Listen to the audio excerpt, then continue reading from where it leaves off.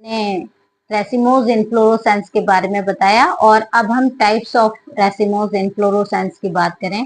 वैसे तो बहुत तरह का रेसिमोज टाइप इन्फ्लोरोसेंस होता है, लेकिन इसमें से कुछ स्पेशल जो लर्न रखने हैं वो हैं आपको कैपिटेट, कैपिट्यूलन, स्पाइकलेट, कैटकिन और स्पाडेक्स। ये याद रखिएगा कि स्पाडेक्स स्पाडेक्स पाया जाता है जैसे कैलोकेशिया में, जैसे बनाना में और मक्का में। जैसे मक्का में आपने देखा है, या कैलोकेशिया में, या फिर बनाना बनाना के फूल को कभी ऑब्जर्व किया है? बनाना के इन्फ्लोरोसेंस को अगर देखा हो तो जो बड़ा सा जिस पर बहुत सारे बनाना लगे रहते हैं फ्लोरल एक्सिस पर, है ना, तो वहां पर बहुत सारे फ्लावर लगे रहते हैं।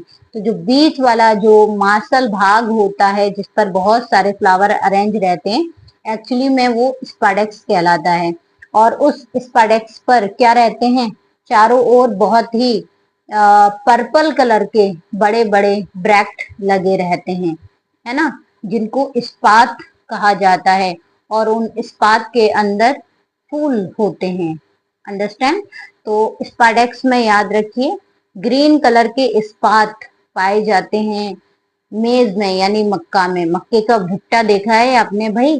तो जो व्हाइट कलर का भुट्टे के अंदर पाया जाता है वो होता है स्पाडिक्स। और उस स्पाडिक्स के ऊपर मेल और फीमेल फ्लावर लगे रहते हैं।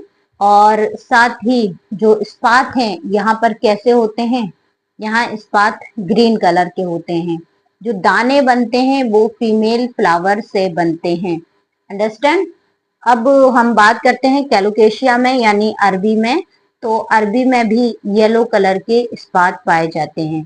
ब्रैक्ट कलर के स्पात अगर पूछा जाए, जो ब्रैक्ट हैं, जो स्पात हैं, अगर वायलेट कलर का पूछा जाता है तो बनाना में। ग्रीन कलर के स्पात पाए जाते हैं मेज में यानी मक्के में। और येलो कलर के स्पात कैलोकेशिया में। तो ये एक टाइप का रेसिमोस इन्फ्लोरोसेंस होता है। साथ ही हम अगर स्पाइकलेट की बात करें तो स्पाइकलेट जैसे कि बीट में जो गेहूं है, गेहूं की बाल, जो पूरी एक बाल होती है वो एक पूरा इन्फ्लोरोसेंस होता है, जहां पर स्पाइकलेट इन्फ्लोरोसेंस होता है। क्या होता है? Spikelet inflorescence. और हम कैटकिन की अगर बात करें तो कैटकिन इन्फ्लोरोसेंस होता है मोरस में, यानी शहतूत में। शहतूत को आप देखते हैं जो कि इस तरह से पूरा लगा होता है, वो बहुत सारे फ्लावर्स उस पर अरेंज होते हैं। वो एक्चुअली में जो पूरा एक शहतूत है वो बहुत सारे फ्लावर से मिलकर बना होता है। जो पूरा एक शहतूत है वो कंपोजिट फ्रूट होता है। अंडरस्टैंड?